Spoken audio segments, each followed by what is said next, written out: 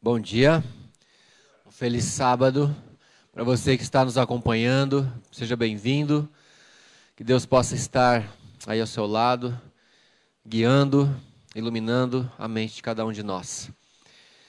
Gostaria de fazer uma oração para a gente iniciar. Santo Deus, eterno Pai, louvado seja o seu nome. Obrigado, Senhor, obrigado por tanto amor, tanta bondade, tanta misericórdia.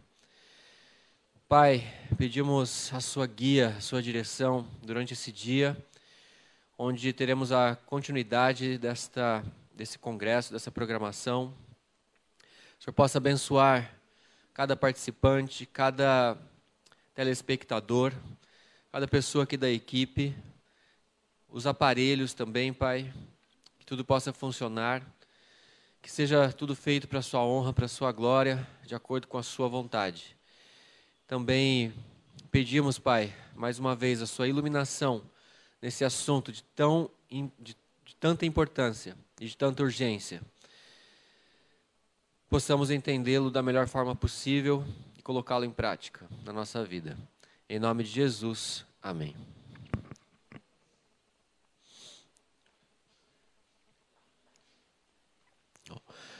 Hoje eu gostaria de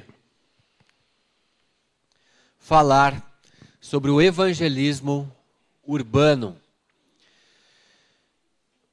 Esse assunto que é a continuidade do assunto de ontem. Se você não viu a palestra de ontem sobre finalizando a obra, eu sugiro que você depois você aí procure no canal esta palestra de ontem, porque essa é a continuidade. E a gente vai falar sobre o evangelismo urbano, especialmente sobre o evangelismo no tempo do fim. E o que isso tem a ver com a chuva serôdia. Chuva serôdia, que é o derramamento do Espírito Santo. A chuva serôdia é um dos últimos movimentos que vão acontecer no fim dos dias. É um movimento poderoso que todo mundo irá sentir. Muitos não irão perceber, aqueles que não receberem a chuva não irão perceber o que está acontecendo, mas aqueles que estiverem abertos para a palavra de Deus, estiverem abertos para as realidades eternas, essas pessoas irão sim ver, sentir e serem também impactadas pelo derramamento do Espírito Santo. Esse movimento vai lavar o mundo inteiro em um curto período de tempo. E a gente vai ver que movimento é esse. Agora, para criar uma fundação sobre esse tópico, nós precisamos ver a citação mais famosa de como se fazer evangelismo.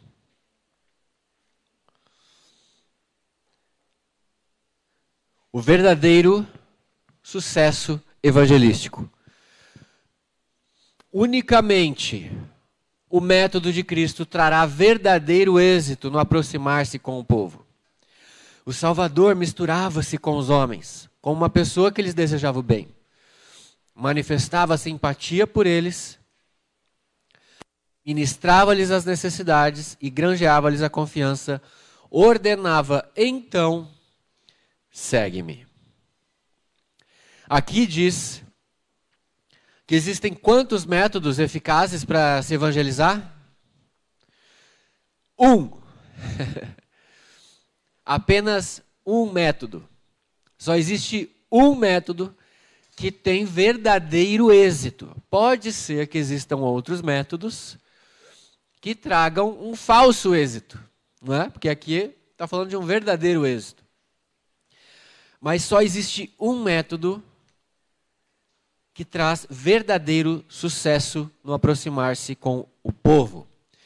E qual é esse método?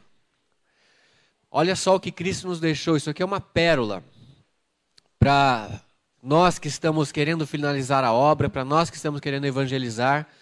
Isso aqui é o princípio, é a base de tudo. Então olha só o que Jesus fazia. Jesus se misturava com os homens. Se misturava? Então quer dizer que a gente também precisa se misturar e não se isolar?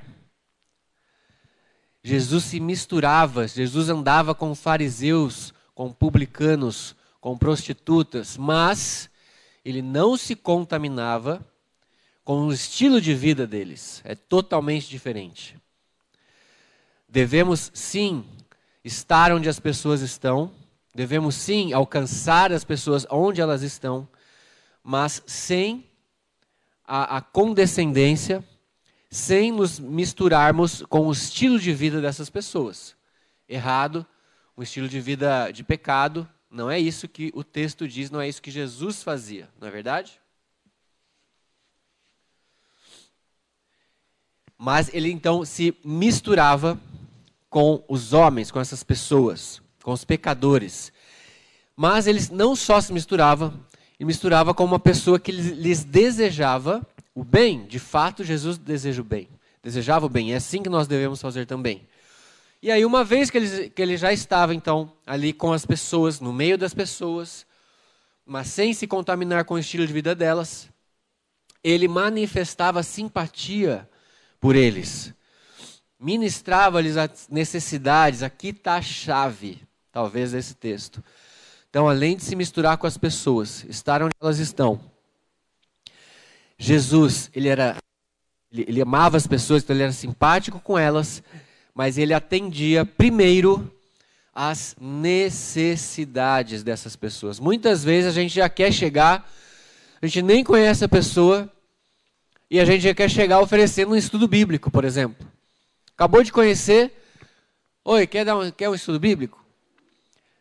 Na maioria das vezes, não sei a sua experiência, mas a minha, quando eu fiz isso, a maioria das vezes, 99% das vezes, a pessoa disse, não, lógico que não, nem te conheço, nem te conheço, o que você quer me dar um estudo bíblico?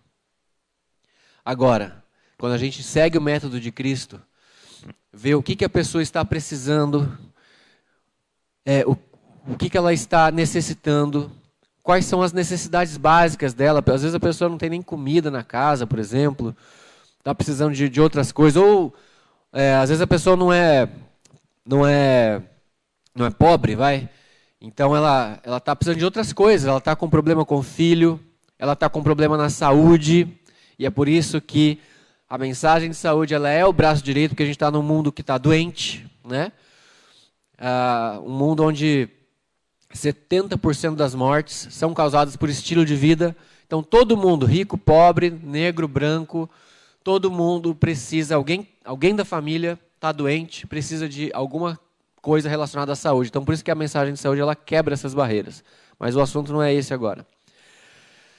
Mas quando a gente manifesta, então quando a gente ajuda nas necessidades da pessoa, pode ser uma doença, pode ser um relacionamento, pode ser uma mudança que a pessoa tem que fazer, nós abrimos a porta do coração dessa pessoa. E essa pessoa fica mais aberta para que depois a gente introduza o nosso estilo de vida, o que a gente acredita, a nossa filosofia, Deus, religião, enfim, Jesus e por aí vai. E é isso que Jesus fazia. Então ele ministrava as necessidades, com isso ele ganhava confiança. É a lógica. Então, depois, ele ordenava, segue-me. Então, depois que ele já se misturou, depois que ele manifestou simpatia, depois que ele ministrou as necessidades, depois que ele ganhou a confiança, no final, ele dizia, segue-me. E hoje, muitas vezes, eu e você, e alguns outros meios estão fazendo da forma errada, está colocando a carroça na frente dos bois, né? Não se mistura, não atende às necessidades, não ganha confiança, mas já ordena, segue-me. Vem fazer um estudo bíblico, vem para a minha igreja. Isso não funciona. Isso não funciona. Então, Cristo tinha um método melhor. E esse é o método de Cristo. Agora, se a gente for lá para Jó 29, vou pedir uma Bíblia, que eu acabei esquecendo a minha aqui. Tem uma Bíblia aqui. Acho que a minha está aqui na minha mochila. Posso sair daqui? Sair do protocolo aqui? Beleza. Obrigado. É ao vivo, gente. É ao vivo. Abra sua Bíblia aí em Jó 29.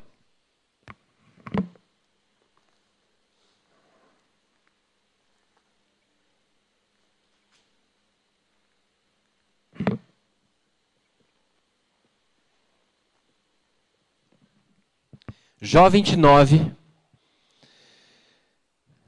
versículo 7. Acompanhe aí e vamos ver o que Jó fazia lá na sua cidade. Quando eu saía para a porta da cidade, na praça me era dado sentar-me. Os moços me viam e se retiravam.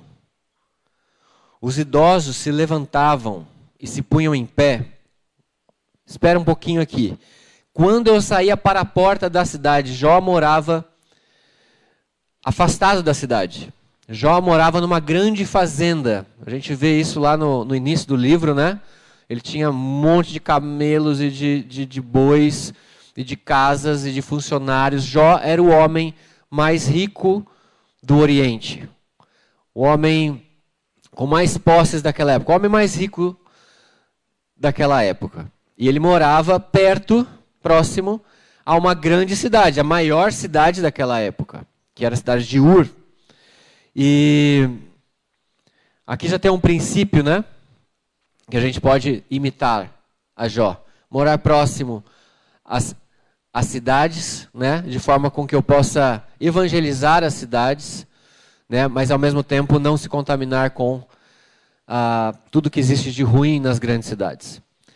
E aí ele então saía para a porta da cidade. E aí quando ele chegava na cidade, olha o que acontecia. Na praça era-me dado sentar-me, os moços me viam e se retiravam. Olha os idosos que eles faziam. Os idosos se levantavam e se punham em pé. Os príncipes, os vereadores da cidade, né? O que eles faziam? Reprimiam suas palavras e punham a mão sobre a boca. A voz dos nobres emudecia e a sua língua se apegava ao paladar. Ouvindo-me algum ouvido, esse me chamava feliz. Vendo-me algum olho, dava testemunho de mim. Então, olha só. Jó, o homem mais rico da sua época, quando ele ia para a cidade, todas as pessoas respeitavam a ele. Os vereadores se colocavam em pé, os príncipes, os moços se retiravam em sinal de respeito, os idosos se levantavam, se punham em pé. Os vereadores colocavam a mão sobre a boca. Jó chegou. Olha só, é Jó que chegou. E Jó tinha um tremendo respeito, uma tremenda admiração por todas as classes e idades da sua cidade. O que será que Jó fazia para ganhar e para ter tanta influência, para ter tanta admiração das pessoas da sua cidade? Olha só o que será que ele fazia. Verso 12 diz assim: porque eu livrava os pobres que clamavam, e também o órfão, que não tinha quem o socorresse. Olha, livrava os pobres que clamavam. O órfão também ele ajudava. Verso 13. A bênção do que estava a perecer vinha sobre mim, e eu fazia rejubilar o coração da viúva. Ajudava as viúvas. Conversava com as viúvas. Com as pessoas que estavam sós. Eu me cobria de justiça e esta me servia de veste. Como um manto e turbante era a minha equidade. Jó era uma pessoa idônea. Jó era uma pessoa íntegra. Aliás, no começo do livro, você conhece a história, diz que Jó era o único justo que vivia na terra. Então, apesar de rico, apesar de abastado, apesar de ser o homem mais rico do mundo, aqui a missão dele era usar todos os seus dons, talentos para a glória de Deus. Todas as suas empresas, funcionários, tudo para Deus. E por isso ele tinha esse respeito, essa admiração na cidade. Mas não para por aí. Verso 15 diz: eu me fazia de olhos para o cego e de pés para o coxo. Dos necessitados era pai, e até as causas dos desconhecidos eu examinava. Até aqui. Gente, vocês entenderam o que vocês acabaram de ler aqui? Jó, ele tinha todo esse respeito, essa admiração. Porque ele ajudava a viúva, ele dava... O que é servir de olhos para o cego? Ele pegava o cego e levava. Onde você precisa ir, meu filho? Está indo lá no dentista? Vamos lá que eu te levo. Quer ir no supermercado? Vamos lá, eu te levo. Pega aqui, pega meu carro aqui, pode ir. Né? O meu funcionário te leva. A viúva, conversava com as viúvas. O coxo, o que é servir de pernas para o coxo? Também levava o coxo aonde ele precisava ir. Gente, então a gente está falando de uma pessoa abastada, rica, que usava todos os seus dons, todos os seus talentos. Lembra da palestra de ontem? Mateus 25. Todos os seus dons, todos os seus talentos, todas as suas empresas, todos os seus funcionários. Para quê? Para ser uma bênção na sua sociedade. Para ser uma bênção onde quer que ele estivesse. Se tu, pois, uma bênção. Ele era um filho de Abraão. E aqui, o que é isso, né? Isso é usar o método de Cristo. Ele estava simplesmente usando o método de Cristo. Ele primeiro entendia as necessidades de cada pessoa e atendia essas necessidades. Então, ele não estava apenas pregando o Evangelho. Ele estava vivendo o Evangelho. Ele estava praticando o Evangelho. Demonstrando o Evangelho. Então, depois disso, ele podia dar um sermão, se ele quisesse. Depois disso, ele podia oferecer um estudo bíblico, se ele quisesse. Depois disso, ele podia convidar essa pessoa para ir na igreja dele. Será que depois disso, eles iriam aceitar? Olha só, verso 21, o que diz? O que acontecia quando ele queria falar alguma coisa? Os que me ouviam esperavam o meu conselho. Guardavam silêncio para ouvi-lo. Havendo eu falado, não replicavam. As minhas palavras caíam sobre eles como orvalho. Esperavam-me como a chuva. Abriam a boca como a chuva de primavera. Sorriam-me. Sorria-me para eles quando não tinham confiança. E a luz do meu rosto não desprezavam. Gente, esse era o método de Cristo. Jó usava o método de Cristo. Atendia as necessidades. Ganhava confiança. E depois ele pregava. Depois ele dava um estudo bíblico. Nós precisamos de mais pessoas, mais cristãos, mais adventistas, como Jó e como Cristo. Vamos ver como que a gente pode usar isso para evangelizar as cidades, assim como Jó fez. Ele evangelizou a maior cidade do mundo da sua época. Não há mudança nas mensagens que Deus enviou no passado. O trabalho nas cidades é a obra essencial para esse tempo. Quando uma coisa é essencial, o que isso quer dizer?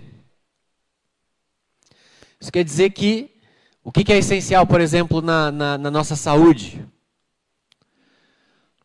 Água, ar. Sem água, sem ar, por exemplo, comida, né? Sem comida a gente fica aí uns dias Sem água a gente fica uns diazinhos menores, né? Ou mais curtos, menos tempo. Agora, sem ar, 5 minutos, 10 minutos, nem isso, né? A gente morre. Então, se o trabalho nas cidades é a obra essencial para esse tempo, quer dizer que sem o trabalho nas cidades,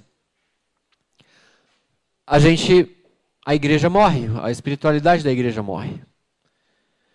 Agora veja essa citação. É uma profecia. Quando as cidades forem trabalhadas como Deus deseja, qual que é o resultado? O resultado será o pôr-se em operação um poderoso movimento como nunca foi testemunhado.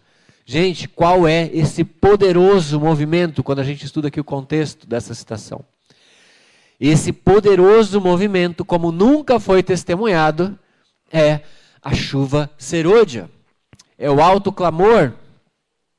E nós queremos que ela aconteça ou não queremos? Queremos, temos orado para isso. Mas para isso acontecer, nós precisamos cooperar, porque Deus faz tudo com a cooperação do ser humano. Ele não faz... Ele não trabalha sozinho. Deus trabalha sempre com a cooperação divino-humana. E aqui está. Quando as cidades forem trabalhadas, então a chuva serôdia vai acontecer. Esse poderoso movimento. E como nós devemos trabalhar as cidades? Ellen White, ela teve uma visão de como os negócios dos adventistas deveriam ser. E ela chamou essa visão que ela teve de colmeia, em inglês, beehive. E ela viu São Francisco como uma colmeia. E ela diz que viu essas abelhas da colmeia, que são os membros da igreja com negócios. Lembra da palestra de ontem? Se você não assistiu, assista. Com negócios, empresas, essas abelhas representavam as empresas e os negócios dos adventistas. E ela disse que essas abelhas não paravam, elas trabalhavam o tempo inteiro. Já observou uma colmeia? É a abelha voando para lá, para cá, não para. É a abelha entrando, a abelha saindo, a abelha em volta. E é assim que ela teve essa visão. E olha só como foi essa visão. E isso, queridos, aconteceu. Mas também voltará a acontecer. A pergunta é, você vai fazer parte dessa colmeia? Vai fazer parte desse movimento, desse grande movimento? Olha só a visão. Durante os últimos poucos anos, a colmeia em São Francisco tem sido, sem dúvida, uma colmeia muito ocupada. Muitos setores do trabalho cristão têm sido desenvolvidos por nossos irmãos e irmãs. Irmãos e irmãs, não é pela instituição aqui, tá? Lembra que na citação de hoje é quando nós, os membros leigos, os 99%, juntarmos os nossos esforços aos de ministros e pastores, né? Ou se isso não acontecer, na verdade a citação diz, se isso não acontecer, se nós não juntarmos os nossos esforços aos ministros e pastores, a obra jamais será concluída. Então, aqui é os membros leigos juntando seus esforços ao de ministros e pastores. E o que eles faziam? Visitação dos enfermos, fundação de lares para órfãos. Conte aí quantos negócios vão ter. A obra em favor dos empregados, cuidado dos doentes, o ensinamento da verdade de casa em casa, distribuição de literatura, promoção de classes de sobrevida saudável, cuidado dos enfermos, uma escola para crianças.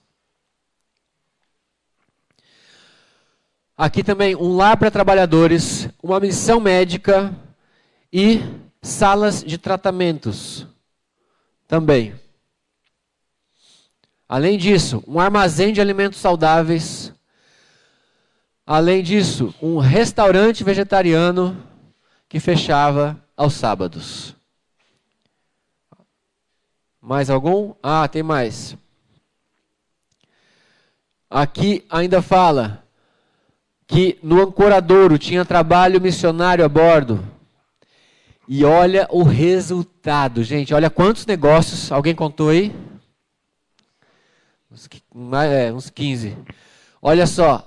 E o resultado de todas essas empresas de adventistas trabalhando em conjunto, sendo bênção para a sociedade, sendo bênção para a comunidade, tendo como objetivo principal evangelizar, mas também ser lucrativo, também ser sustentável. Resultado, em várias oportunidades, nossos pastores dirigiram reuniões em grandes salões da cidade.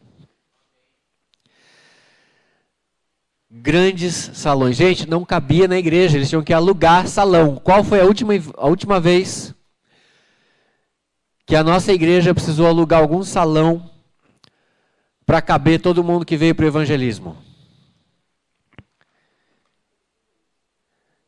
Isso não acontece, né? Agora na pandemia, pior ainda, né? Não pode mais. Mas vamos pensar 2 anos aí para trás. Quando a gente faz evangelismo, vem umas 20, 30, 50 pessoas, se a igreja for maiorzinha, né? Mas não tem que alugar salão. Será que a gente não está fazendo alguma coisa, está faltando alguma coisa aí nas nossas táticas, né, de evangelismo? Aqui está. Esse era o método de Cristo. Todas as empresas de irmãos, vários negócios, cada um no seu ramo, cada um na sua profissão, tendo como objetivo principal evangelizar, tendo como objetivo secundário ser bênção para a sua comunidade. E terceiro lugar, ser autossustentável, ser lucrativo.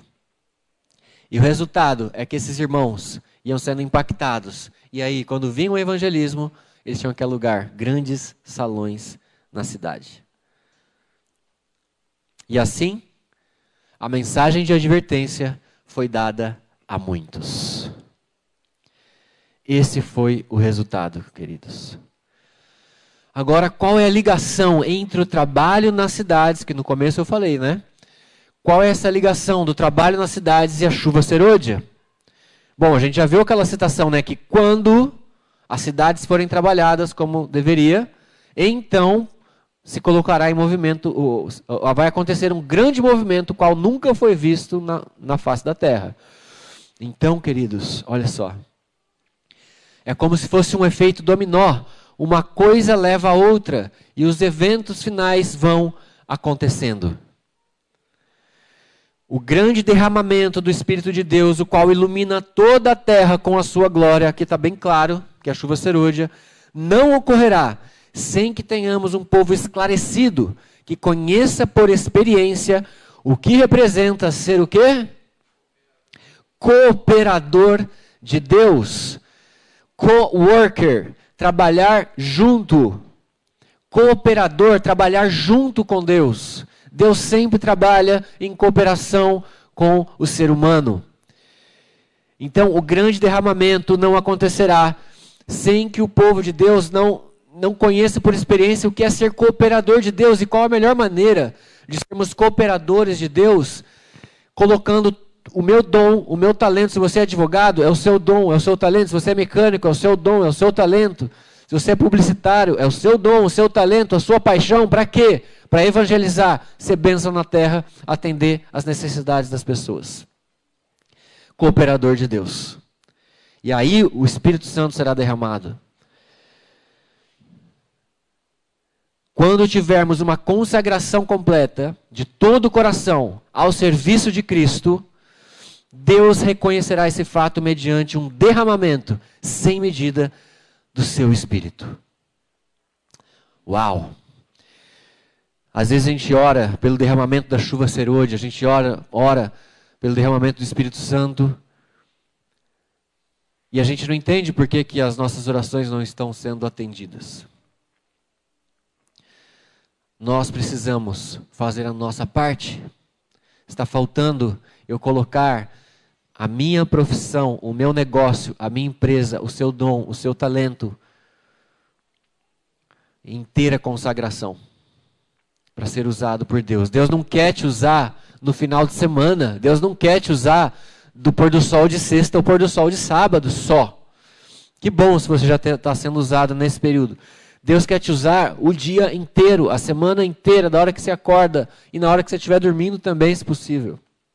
Consagração completa. E aí o Espírito Santo será derramado. Mas, isso não acontecerá enquanto a maior parte dos membros da igreja não forem cooperadores de Deus. Com essa citação, eu sou tentado a entender que quando 50% da igreja e mais um for cooperador, entender essa visão de colocar a sua empresa, seus dons, talentos, tudo para a glória de Deus, para ser bênção na sociedade, para evangelizar, quando 50% da igreja e mais um acontecer, fizer isso, o Espírito Santo será derramado. Agora, enquanto 50% menos um, o Espírito Santo não será derramado. Não há mudança. Vamos conectar essa citação com a próxima. Não há mudança nas mensagens que Deus enviou no passado. O trabalho nas cidades é a obra essencial para esse tempo. Quando as cidades forem trabalhadas, eu estou relendo a citação que eu já li lá atrás. Quando as cidades forem trabalhadas como Deus deseja, o resultado será o pôr-se em operação um poderoso movimento, o qual nunca foi testemunhado. Então, quando nós trabalharmos as cidades, usando nossas empresas, nossos dons e talentos, profissões, durante toda a semana, evangelizando, sendo bênção, isso é trabalhar as cidades. Quando a gente trabalhar as cidades, então, por-se-á esse movimento, a chuva serôdia vai cair. Agora 50% da igreja, mais de 50% da igreja está cooperando. A chuva serôdia vem e aí toda a teologia dos eventos finais ela pode se cumprir. Lei dominical, decreto e Jesus volta. Primeiro nós trabalhamos as cidades. Depois os eventos finais se cumprem. Em cada cidade devia haver uma missão urbana que fosse uma escola de preparo para obreiros. Essa é a vontade de Deus também. Muitos de nossos irmãos são passíveis de condenação à vista de Deus, porque não têm feito o trabalho que Ele queria que fizessem. Querido amigo que nos acompanha, você está usando a sua profissão, o seu dom, o seu talento para trabalhar as cidades, para atender a necessidade das pessoas, para ser bênção na sua comunidade?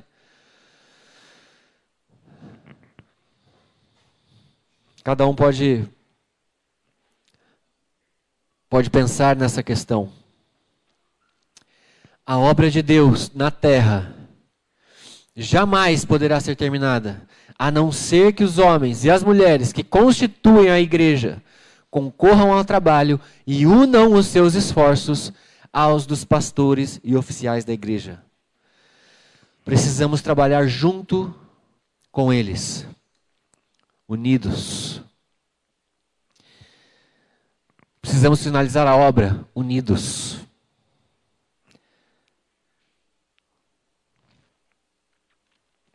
Senão a gente vai ficar aqui por mais não sei quantos anos.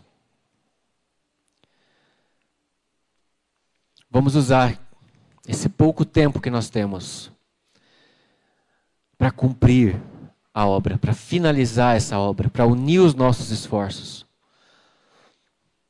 e finalizar essa obra para que Jesus volte logo.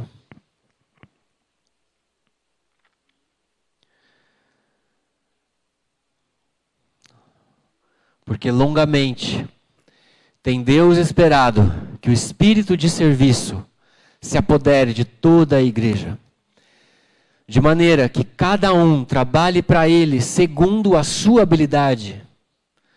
Qual é a sua profissão? É segundo a sua habilidade. Qual que é a sua paixão? O que você ama fazer? É segundo a sua habilidade. quando os membros da igreja de Deus fizerem a obra que lhes é indicada, todo mundo será logo advertido e o Senhor Jesus retornará à terra com poder e grande glória. Amém. Queridos, se você entender isso e usar os seus dons, os seus talentos, a sua profissão, se você dedicar a sua empresa a Deus, se você fizer com que a sua empresa tenha como principal objetivo evangelizar, ser uma bênção para a sociedade, ser uma bênção para a comunidade, atender as necessidades das pessoas, você vai estar cumprindo a profecia. A chuva serôdia será derramada. Jesus pode voltar.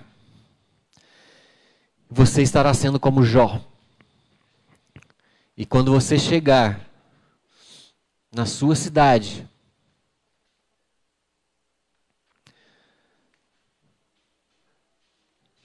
os velhos vão levantar. Os moços vão tampar a sua boca. Os meninos vão apontar, olha só. É o Marcos que está chegando na cidade. É o João que está chegando ali. É a Maria. Olha só, é a Ludmila que está chegando na cidade. Ele é uma bênção, ele usa a sua empresa. Ele usa seus funcionários para ser uma bênção nessa cidade. Olha só.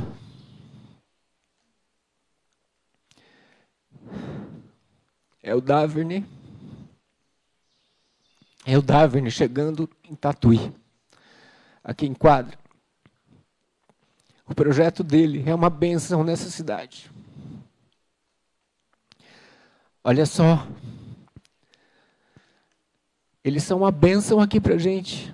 Eles fazem de tudo. Tem uma igreja lá.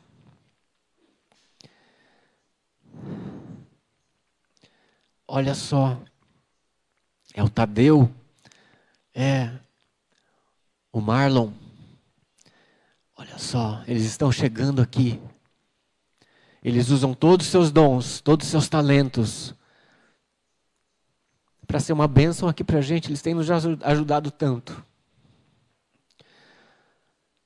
O caráter de Cristo será refletido em você. Jesus pode refletir a sua glória através de você, através da sua empresa. E você pode ser, assim como Jó, assim como Cristo, uma bênção, assim como Abraão, uma bênção aonde quer que você esteja. Aí sim, aonde quer que você esteja. Jesus, aí sim a chuva serôdia vem, os eventos finais acontecem e Jesus vai voltar.